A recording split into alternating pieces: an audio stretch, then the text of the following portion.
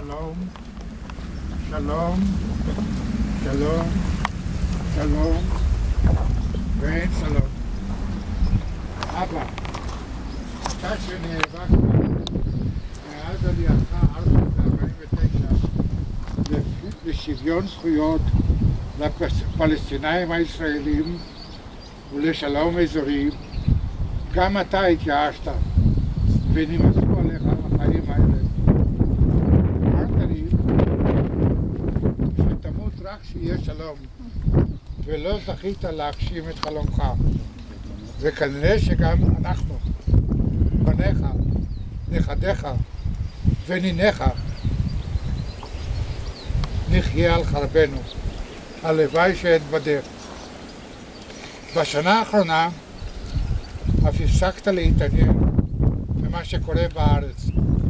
קראת רק את הכותרות הגדולות בגלל העיניים שהשליכו עליך, ואף הפסקת לכתוב מאמרים לעיתונים יידיש בכל העולם. הדבר היחיד שעדיין עניין אותך זאת המשפחה, ובמיוחד הנינים שגרמו לך להתעודד. מפעם לפעם שאלת אותי מה קורה בברזיל. איך לולה, מנהיג הפועלים שהגיע לנשיאות, האם הוא מצליח והאם טוב בברזיל? רק זה עניין אותך. אני רוצה בהזדמנות זו להודות לאחותי גינה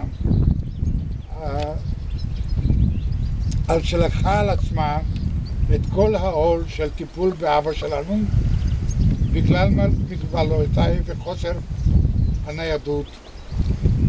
שמרתי איתו על קשר טלפונים יומיומיים וביקרתי את אבא רק בשבתות.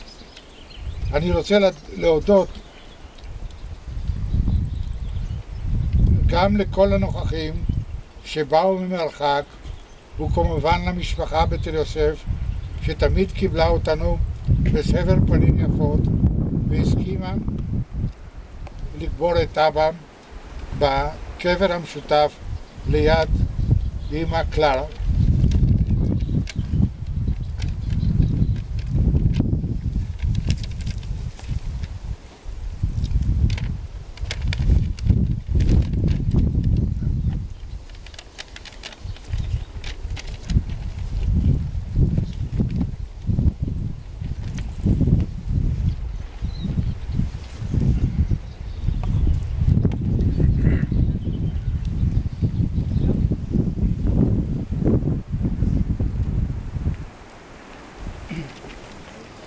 זה עתה הבאנו את אדון ליבסקי לתחנתך האחרונה. מופלג בשנים ועשיר במעשים לצידה של חיה.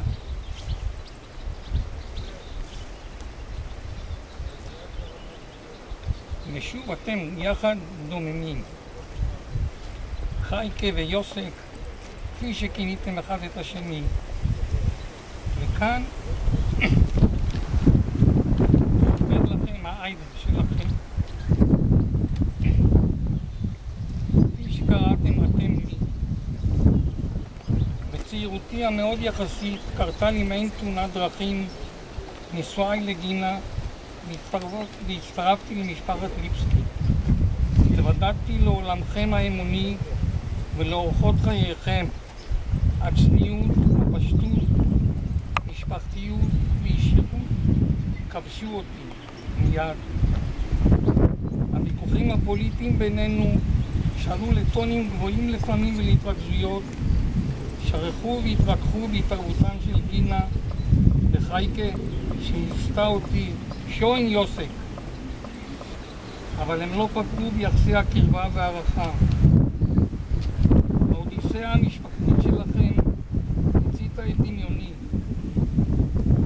בן האופה מהעיירה לוביץ' שמצטרף לעולם המהפכה, נואם במפעלים, מתסיס את הפועלים, פעיל במחתרת, נשלח לבתי סוהר, מוברח על ידי הסבתא החכמה ביילר לברזיל, מצטרף שם לשמאל, מפרסם כתבות בעיתונות היידיש בתפוצות, עם הקמת המדינה מחליטים לעלות ארצה. לביתם של חיה ויוסף שמחו להגיע קוראיו מהתפוצות שביקרו בארץ, יוצאי לוביץ' וחלם, פעילים במפלגה ומשפחת ליבסקי הענפה בארץ. כולם הרגישו בביתם שהם רצויים. אני נזכר שהיה צועד יום יום לאורך הירקון לביתנו, ומביא ליונתן ושירה בייגלה עם זאטה, ומבלה איתם בחורשה, ועוטף אותם בחמימותו. והם השיבו לו באהבה ובדאגה עד רגעיו האחרונים. גם ניניו, עידו, תמר ויואב התרפקו עליו. מי ידאג עכשיו להאכיל את היונים ברחבת בית ההורים? וזכה למעמד מיוחד בבית ההורים בזכות יחסיו הכנים לדיירים ולעובדים ולמטפל הפיליפיני דום, וההומור המופלא שלו, שלא עזבו